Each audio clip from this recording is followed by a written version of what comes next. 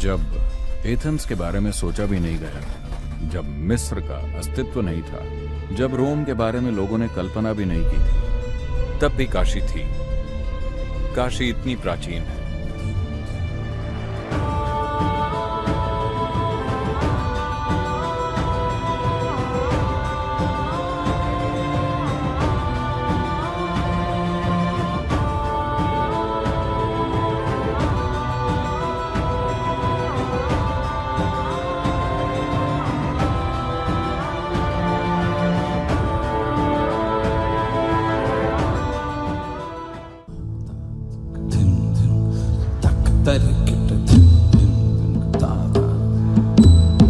काशी एक असाधारण यंत्र है, जैसा न उससे पहले कभी बना न ही उसके बाद। ये शहर सिर्फ एक रहने की जगह ही नहीं थी, ये एक ऐसा यंत्र था जो आपको हर सीमा से परे ले जा सकता है। एक ऐसा यंत्र जो इंसान को ब्रह्मांड से जोड़ता है। भस्मांगरागाय महेश्वराय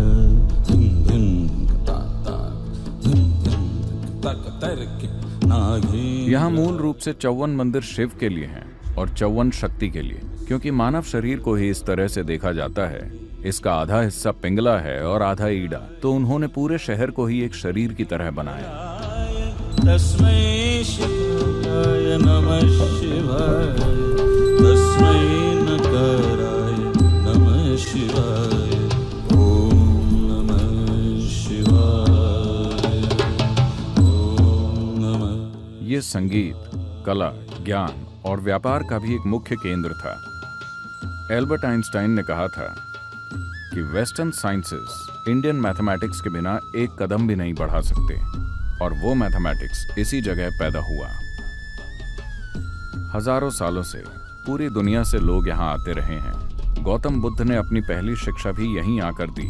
अगर आप भारत में पैदा हुए हैं तो आपका एकमात्र सपना है काशी जाना।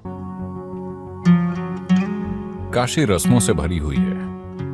यह अनुष्ठानों का केंद्र रहा है। भीतरी प्रक्रिया करने से ज्यादा भरोसेमंद कुछ नहीं होता। वो सबसे अच्छा तरीका है। तो एक प्रक्रिया में दीक्षा मिलने के बाद आपको उसी पर निर्भर रहना चाहिए। ये चीजें इसलिए बनाई गई क्योंकि ये जनता के लिए हैं। उन्हें खुद के साथ कुछ भी करना नहीं आता, पर वो इतना जानते हैं कि कुछ करना जरूरी है। तो इसीलिए एक ऐसा यंत्र और यंत्र के साथ जुड़ी जटिल रस्में करना बहुत उपयोगी है, क्योंकि इससे कई लोगों की एक साथ मदद होती है। एक अनुष्ठान है जिसे सप्तऋषि पूजा कहते हैं। सप्तऋषि यानी वो 7 शिष्य जो शिव के पहले शिष्य थे। शिव के संदेश को फैलाने के लिए वो दूर जाने वाले थे। तब उन्होंने पूछा, हम आपकी पूजा कैसे करेंगे? शिव ने उन्हें एक तरीका सिखाया। वो बोले, इस तरह कीजिए, मैं आ जाऊंगा। ये पूजा उन्हें सिखाई गई थी। फिर उन्होंने लोगों को सिखाई, और आज भी ये उसी रूप में मौजूद है जैसे शिव ने सप्तऋषियों को सिखाई थी। वो प्रक्रिया उन्होंने शुरू की और इस तरह से की कि ऊर्जा के ढेर बनते चले गए।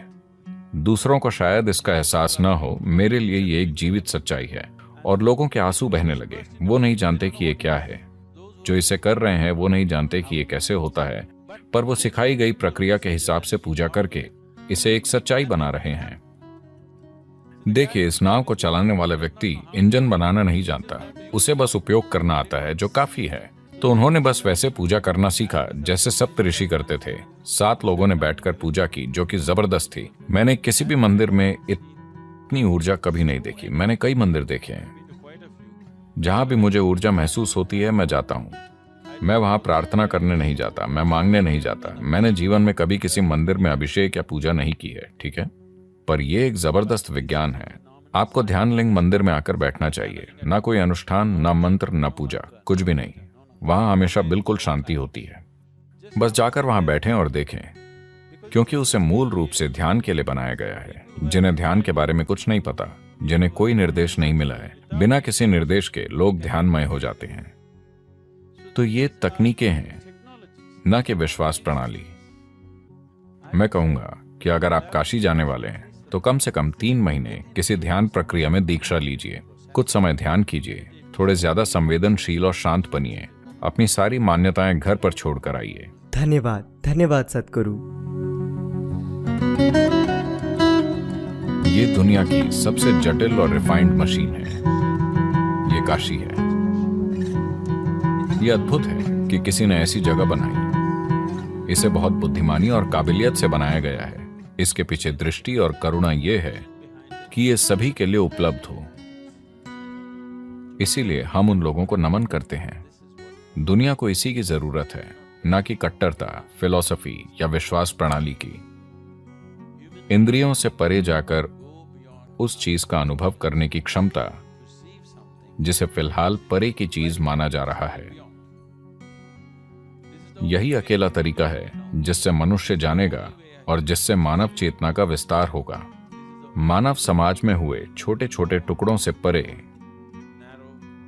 इंसान के विकसित होने का यही एक तरीका है। पर उन यंत्रों को व्यवस्थित रूप से नष्ट किया जा रहा है।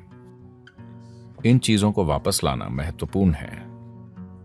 अतीत से हम बच निकले, पर क्या हम भविष्य से बच पाएंगे? ये मानवता का दुर्भाग्यपूर्ण इतिहास है कि धरती की सबसे महान चीजें नहीं बचती, सबसे भद्दी चीजें बची रहती हैं। यदि हम समाज में अच्छी संस्कृति चाहते हैं तो ये बहुत जरूरी है कि हम आसपास मौजूद संस्कृति का पोषण करें, वरना भद्दी चीजें वैसे भी हावी हो जाएंगी।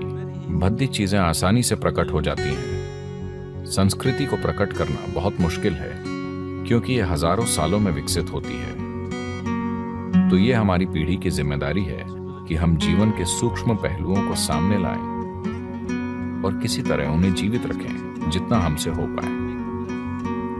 हम एक और काशी नहीं बना सकते, पर मौजूदा काशी को जितना हो सके उतनी अच्छी तरह से संभालें और ज्यादा साधन बनाएं जिनसे मनुष्य बड़ी संभावना से जुड़ पाए। हमें पढ़ने के लिए और किताबों की जरूरत नहीं है। हमें और अधिक व्यावहारिक साधन और तरीके चाहिए जिनसे इंसान खुद के बारे में अपनी समझ का विस्तार कर सके। तस्मै शिवाय नमः शिवाय। तस्मै